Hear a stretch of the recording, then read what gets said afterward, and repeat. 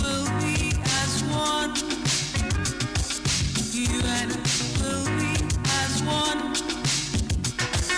You and I, you and I, you and I will be as one. You and I will be as one. 'Cause our love would last forever. You and I, you and I, you and I will be. Marriage is a journey of two persons, a man and a woman that love themselves so much, and they believe that there's no other like them. And this program, You and I, Your Family Clinic, is a program designed for couples that are proud of their union and understand the essence of their togetherness. I promise you today I have such couple, and I want you to join me today while they share with us their experience and the secrets behind their togetherness. My name is Chioma John, and I welcome you to Your Family Clinic, You and I. Today, join me as I welcome the family of Mr. Victor Owoma. You're welcome. Thank you. Thank you so much. I'm glad to have both of you. You just look as if you're siblings. I mean, when I saw you the first time, I was like, I wonder how their children will be looking like, semi, Europeans. All right, I am a typical African woman. All right, you're welcome. Thank you so much. Thank you. And I. Thank you. If I may ask, how old is your union? Okay, let me. All right. This year, 11 years.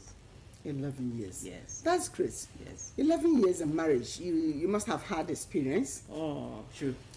Can you remember how this journey started? We met ourselves in church.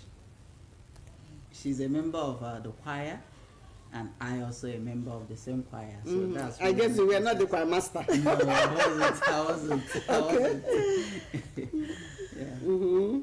People out there would like to hear your story, how this journey started. All right, as he said, I was a member of the choir. I was actually the leader of the choir, and he was a member of the choir. So they came. There was kind of a program my church was trying to put on that involved choirs.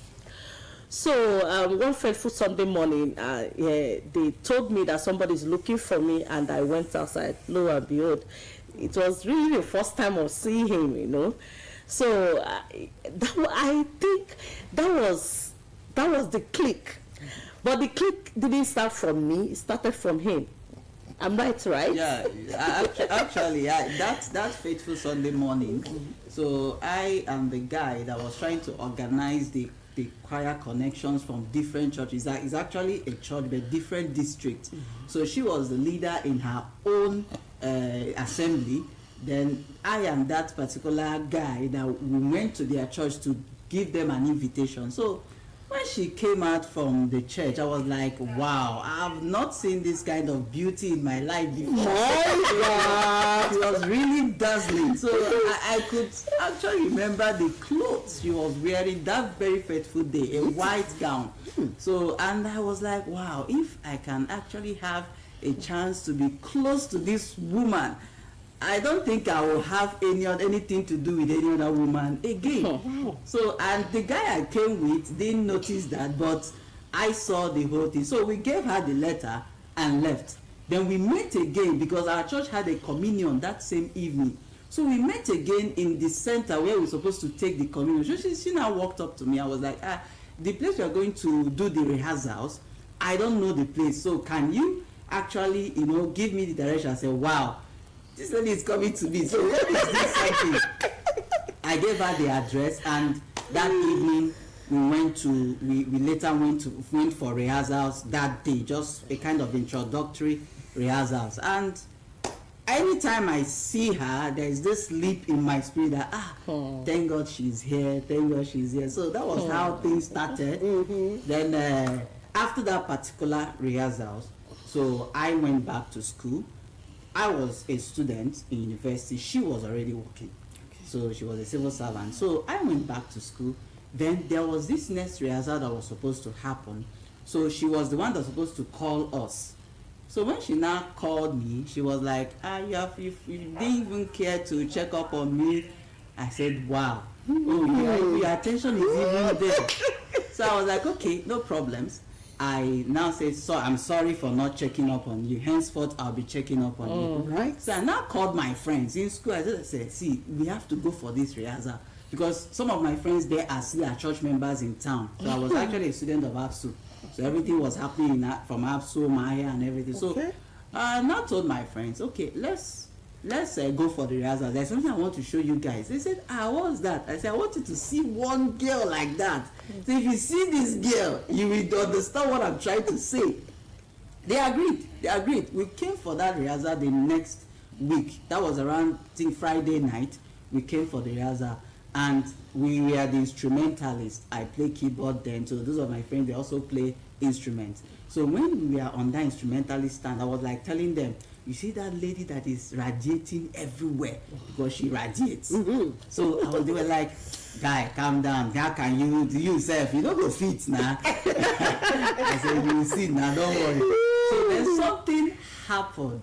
So when I was playing keyboard, so she was walking around checking things, and almost, when somebody is beautiful, you attract. So everybody was like on looking at her. Who is this? Then she now, from where she was, walked down to me. She walked straight to me and was like whispered something. So when she left, my friend was like, whoa, that is true. so it was really a kind of defining moment for me. So I was like, I love this lady. If we can actually, connect very much better. So that was actually the night that we connected. So we asked ourselves some questions, family, background and stuff.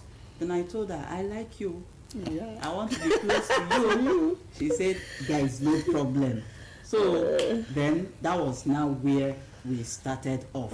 Then she can tell her own experience around that period. Wow, you still have the whole thing, the whole picture is there in your memory. Yes. I'm glad to hear that. Thank you. I don't know if there's any other thing you want to say on that, because I really have more questions to ask. Okay, what he said is true. That was how it happened. And I would really say that something happened to me that time everything we're displaying. I had a nudge in my spirit that this is the person. And each time I look at him, there's this joy I feel in my heart. I've actually had lots of experiences when it comes to relationship. I've experienced so many heartbreaks. In fact, when he came, I wasn't in a relationship for 2 years. I decided that I just want to be alone, put my life together and all that. So I wasn't even ready to, to talk to any man or to even give attention. But he's walking in, shifted something in my spirit. So, but I kind of held it back. I said, let me know what this thing is all about. But each time we have to interact, like that night, those movements were happening.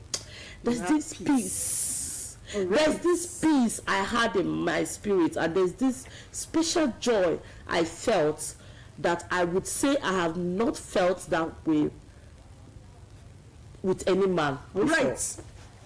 We are just starting, because this journey that started this way, on a loving platform like this, we'll get to know if you've ever misunderstood yourself. However, we shall be going on break by the time we'll come back.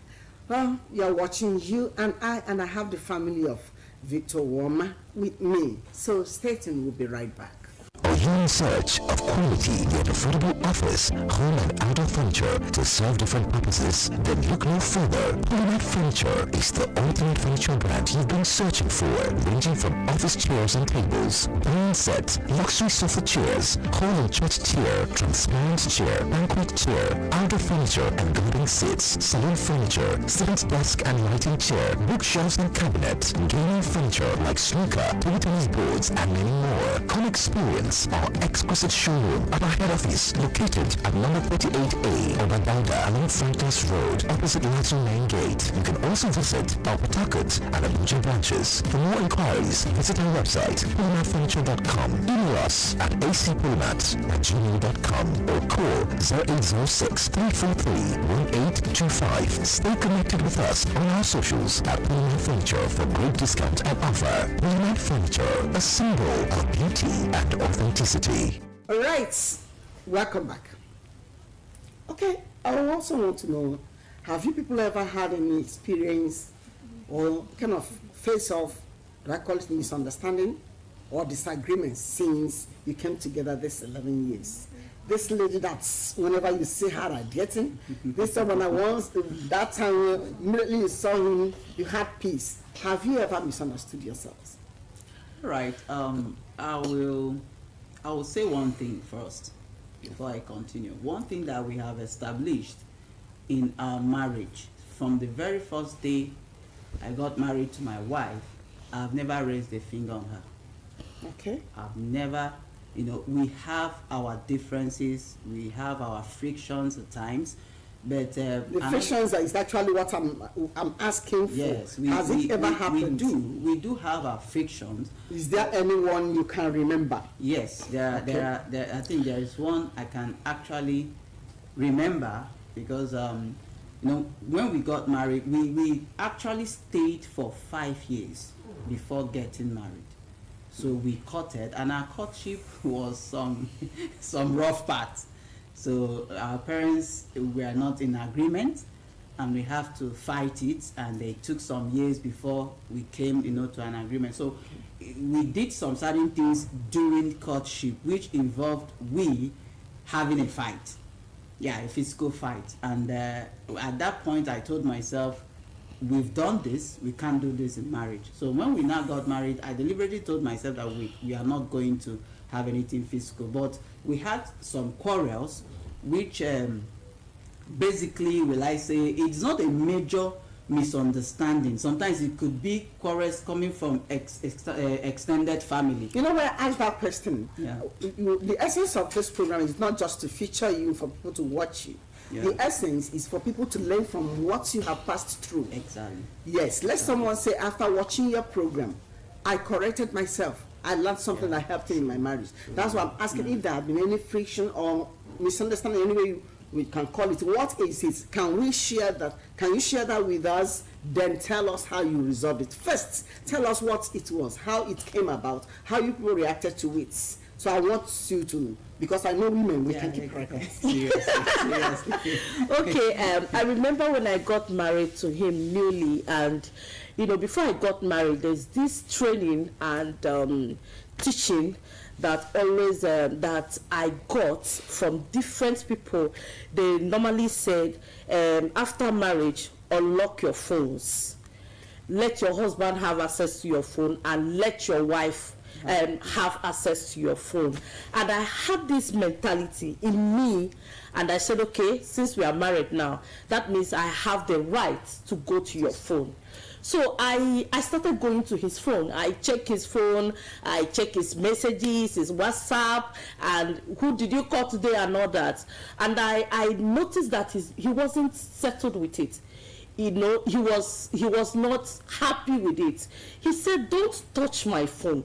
Don't go through my phone. I said, why wouldn't I go through your phone? I'm your wife, for crying out loud. You've married me and we are one. I have rights.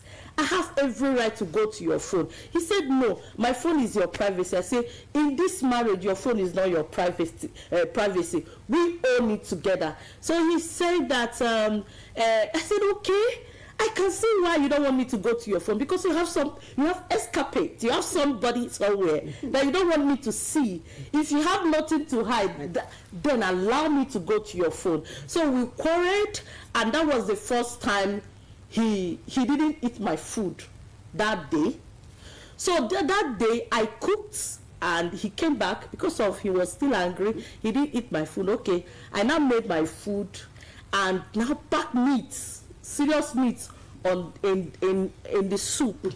I brought it in front of him. I sat down. I on the AC in our sitting room. I said I was eating. I was eating and singing. I was just doing it. I said, if you don't want to eat, don't worry. So you think I will beg you to you are rejecting my food? I was eating. So as he was looking at me, so he said, okay, now he said, just say, bring that food, let's eat, Jare. So what were you actually looking for before going to your husband? What were you looking for? Initially I wasn't thinking to look for if he's having relationship outside our marriage. I just wanted to exercise that liberty of I'm married now. I supposed to have access to my husband. All right, now tell us why you didn't want her to go through your phone. All right. We do things with motives. Now, I actually didn't want her to build this mindset of going to my phone to check what I'm doing or what I'm not doing. I told her plainly, your phone is your privacy. My phone is my privacy. We don't have any business going to our phones because whatever that you're looking for, you have prepared your mind to find, you will find. So somebody might send to me. Somebody might send to me. I miss you. Now you heard her. She said she wasn't actually looking for anything. Under that freedom, that she's now married, she's free to go to her husband. That's what he said. Okay. Not that she was actually looking for. Did you find anything? Did you find anything? No, I didn't find anything at that moment. Why were you so afraid when you had no skeleton in your cupboard? Let me quickly narrate this. I think this will bring to limelight what I'm trying to explain.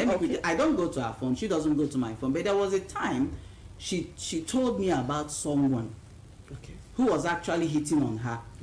I could remember vividly. Do you know, we got to a point of both of us calling the guy. And I told the guy, see, she's beautiful, I know.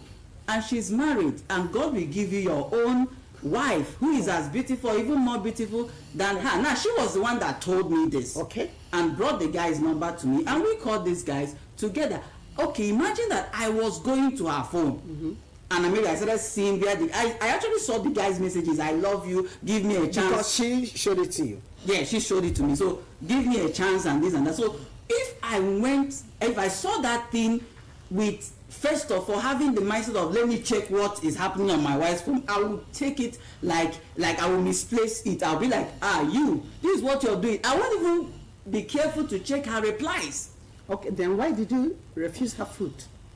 Now, when husband and wife is having issues at times, there are things we do as men. Since you can't hit her, you just do those things to make her understand that this is a serious matter. And she cooked her food, brought it before you, and was eating. The first thing is, please, I want to eat. I always want to eat from, so she knows. So when she brought out the food and she was eating, I was like, now my money be this. And she's eating, I'm not eating. No, let me eat. And of course, after that particular incident, I don't think we have had such a situation where I refuse food. So how did you resolve it? Immediately you joined her. Yes, immediately I joined her on eating the food, and after the whole eating, we are talking now. So I started